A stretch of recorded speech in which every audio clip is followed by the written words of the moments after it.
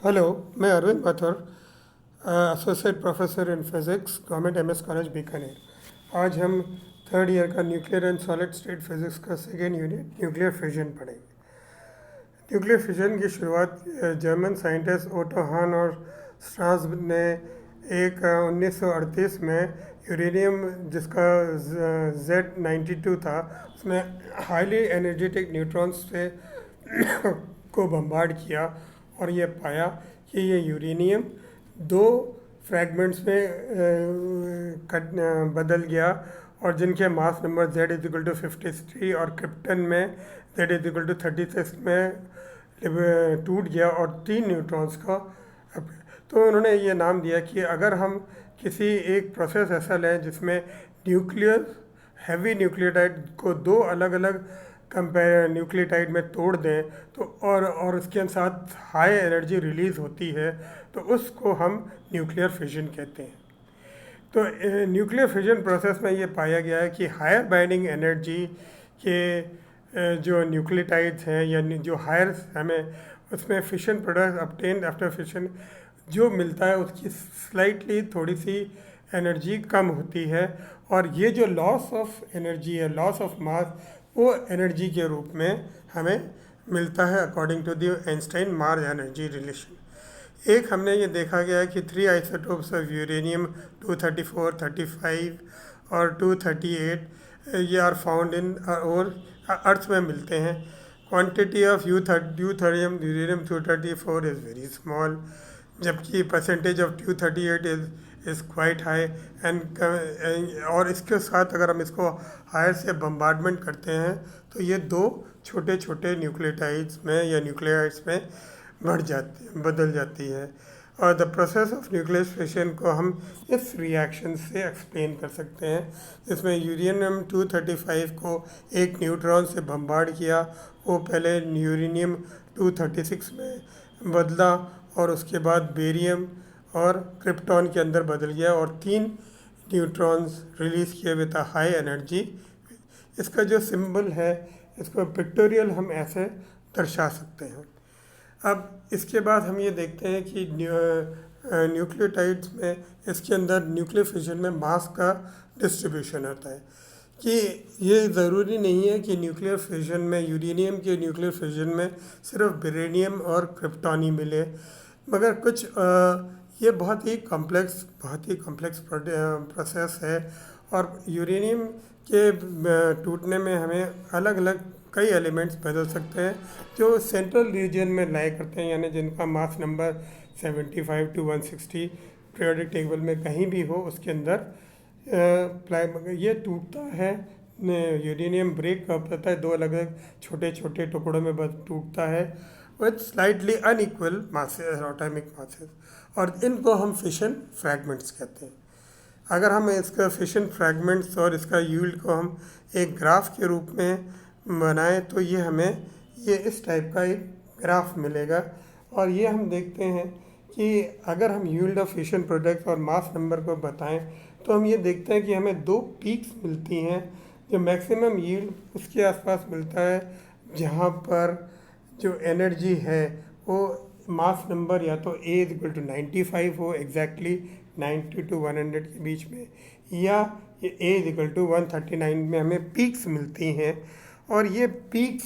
हमें एक रेंज है A = 70 to 160 या Z = 30 to 45 में मिलती हैं, या A = 135 to 140 भी इन दी है। इसके बाद हमारे पास एक थर्मल न्यूट्रॉन है। एक थर्मल न्यूट्रॉन को हम कैसे परिभाषित करते हैं? एक थर्मल न्यूट्रॉन को हम ये परिभाषित करते हैं कि जब वो thermal equilibrium to the environment, neutron जब किसी मैटर के थ्रू ट्रैवल करता है, कोलिजन्स होते हैं और ये लूज देयर एनर्जी छोड़ते हैं, मगर ये energy is the same way that हम कहते हैं कि कुछ 99% जो न्यूट्रॉन जो इजेक्ट होते हैं are as a result of fusion of uranium. 99% fusion of uranium में जब यूरेनियम का फ्यूजन होता है, और अगर बहुत जल्दी आ जाते हैं तो हम उसको कहते हैं प्रॉम्प्ट न्यूट्रॉन। अगर वो थोड़ा टाइम लेते हैं या 1% जो थोड़ा सा डिले करते हैं उनको हम डिलेड, और ये डिलेड न्यूट्रॉन्स भी फिशन में न्यूक्लियर रिएक्टर्स में बहुत काम आते हैं। अब ये है कि हम एनर्जी फ्रैगमेंट्स हम ये देखते हैं कि क्योंकि ये दो टुकड़ों में घटती है तो उसके अंदर एनर्जी फ्रैगमेंट्स या एनर्जी का डिस्ट्रीब्यूशन होता है। तो ये एनर्जी का डिस्ट्रीब्यूशन हम इससे कर सकते हैं E2/E1, दो हम ग्राफ में हाफ M1 M2, और इसका रिलेशन मैंने आपको इस स्लाइड में बना रखा है क्योंकि दोनों में काइनेटिक एनर्जी होती है तो हाफ M2 स्क्वायर और इन दोनों को हम कर सकते हैं, और इसका रेशियो E2/E1 = My/M2, या हम ये कह सकते हैं क्योंकि दोनों का इनका P2/P1 डायरेक्शन डिफरेंट होता है, इस तरह हम ये कह सकते हैं कि E2/E1 अगर मैं 95 और 119 लूँ तो 68 पे। तो ये एक ग्राफ मिलता है हमें कि इस ग्राफ के साथ हम एक्सप्लेन कर सकते हैं कि किस तरह के फ्रैगमेंट्स में एनर्जी न्यूट्रॉन्स में यूरेनियम में डिस्ट्रीब्यूटेड है। ये इन एडिशन हमारे को फ्रैगमेंट्स के अलावा यानी ब्रेनियम और क्रिप्टॉन के अलावा भी हमें कुछ गामा रेज मिलती हैं, बीटा रेज मिलती हैं और न्यूट्रिनो मिलता है। अब एक चीज़ ये है कि ये तो हमने देखा कि अगर एक यूरेनियम को हम बम्बार्ड करते हैं तो वो दो बेस्ट होता है, मगर कई हम बाइंडिंग एनर्जी पर जब हमने ग्राफ बनाया था बाइंडिंग एनर्जी मास नंबर, उसमें ये देखा गया था कि अगर हैवी न्यूक्लियसाइड है जिस मास नंबर बहुत ज़्यादा है और उनकी binding energy per nucleon of mass is about 8 MeV है, तो ये अपने आप भी ये टूट जाता है और बाइंडिंग एनर्जी और इसका बाइंडिंग एनर्जी कम। If uranium base separated to nuclear then the binding energy, अगर ये अपने आप टूट जाता है तो उस यूरेनियम की बाइंडिंग एनर्जी बढ़ जाती है क्योंकि इसका जो, तो जब हम ये देखते हैं कि जो न्यूक्लियोटाइड ए जिसका 85 से बड़ा है तो वो अपने आप टूट के अपनी बाइंडिंग एनर्जी पर न्यूक्लियन बढ़ा लेते हैं, और इसको मगर ये कुछ कूलम पोटेंशियल के कारण ये कुछ रिस्ट्रेन हो जाता है। That is possible for heavy nucleotides जो अपने आप अगर फिशन हो रहा था उसको हम कहते हैं स्पॉन्टेनियस फिशन। हम ये देखना चाहेंगे कि स्पॉन्टेनियस फिशन अपने आप कब होता है ये, और इसको हम सेमी एम्पिरिकल मास फार्मूला से एक्सप्लेन कर सकते हैं। सपोज़ मैं कहता हूँ मेरे पास एक हैवी न्यूक्लियोटाइड है जिसका XZXA यानी मास नंबर A है और एटॉमिक नंबर Z है, और इसका स्पॉन्टेनियस एमिशन होता है, स्पॉन्टेनियस फिशन होता है और ये दो न्यूक्लियोटाइड्स में ब्रेक करता है, तो हम इसको कहते हैं कि semi empirical binding energy release का हम कह सकते हैं MZA-2 और Z ये बन जाएगा, वेयर जहाँ हम ये कहते हैं कि where MZA is the mass of the nucleotide X mass number और MZ2 is the mass number of this. अपन ने ये माना है कि वो फ्यूजन प्रोडक्ट्स दोनों करीब करीब बराबर होते हैं। तो exact mass of the nucleotide अगर एग्जैक्ट मास सेमी एम्पेरिकल मास फार्मूला से बनाऊँ तो उसके अंदर हमने देखा था कि 5 सेमीकल में टर्म्स होते हैं, तो इसको exact semi empirical mass formula इस इक्वेशन में लिख दिया। Exact mass of the fission products जैसे मैंने एग्जैक्ट मास ऑफ द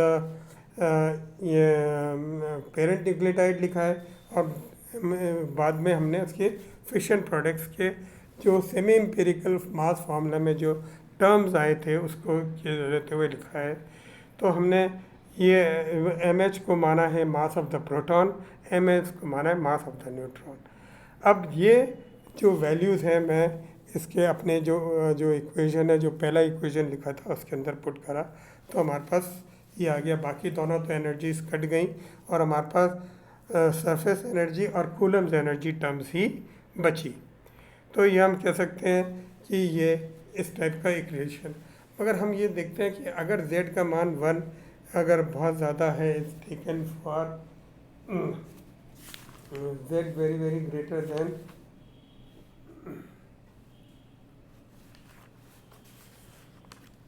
लेते हैं, तो फिर इट इज़ ऑब्जर्व कि that from equation 5 that only surface energy and Coulomb energy are effective in the process of spontaneous emission. तो इसको हमने, अगर हम AC और AS का मान पुट करें तो हम ये देखते हैं कि ये कंडीशन आती है सिमेट्रिक फिजन के लिए, Z²/A is greater than equal to 15। ये भी बताता है कि स्टेबिलिटी का लिमिट होती है। और ये इसको हम इस ग्राफ में, अगर मैं इसको ग्राफ प्लॉट करूं बिटवीन Z²A तो इस टाइप का ग्राफ आएगा। और ये ग्राफ हमें बताता है कि सिमेट्रिक कैसे चेंज होते हैं। अगर ये देखते हैं, क्योंकि हमारे पास ये कुछ एसिमेट्रीज आई और हम ये देखते हैं कि स्पॉन्टेनियस फिशन में पोटेंशियल बैरियर थोड़ा सा अवरोध उत्पन्न करता है कि और ये कहते हैं कि जो प्रोसेस है इस कंसेप्ट, और इसको हम पोटेंशियल बैरियर के कंसेप्ट से एक्सप्लेन कर सकते हैं। पोटेंशियल बैरियर स्पॉन्टेनियस फिशन को कि हम उल्टे दिशा में अगर चलें तो उससे एक्सप्लेन कर सकते हैं कि हम ये कहते हैं कि सपोज दो प्रोडक्ट्स ऑफ एटॉमिक A2 और एटॉमिक नंबर Z2 और बट उनको दोनों बनाकर एक हैवी न्यूक्लियस बनाते हैं, दे स्टिक टुगेदर एंड एक न्यूक्लियोटाइड को फॉर्म कर देते हैं ऑफ सिमेट्रिकल शेप, जैसे मैंने इस फिगर में बना रखा है। जब प्रोडक्ट निकल जस्ट टच ईच अदर, यानी उनके बीच में जब कम हो जाता है तो अट्रैक्टिव न्यूक्लियर फोर्स उत्पन्न हो जाता है और as a result potential energy becomes less than the repulsive Coulomb energy, और ये हमारे पास इक्वेशन आता है।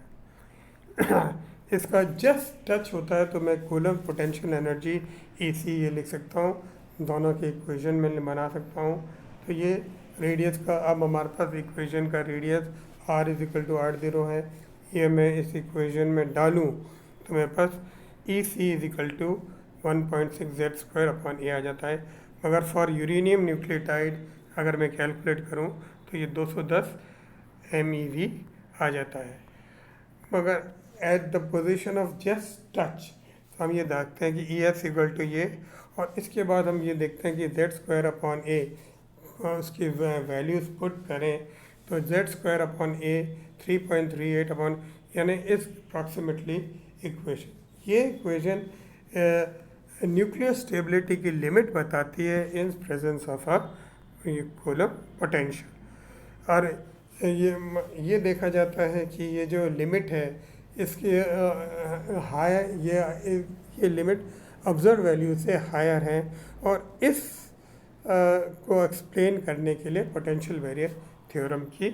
ज़रूरत होती है, और इसको हम क्वांटम मैकेनिकल टनलिंग इफेक्ट से एक्सप्लेन कर सकते हैं, जो हम अगले ट्रेंड्स पे पढ़ेंगे। Thank you.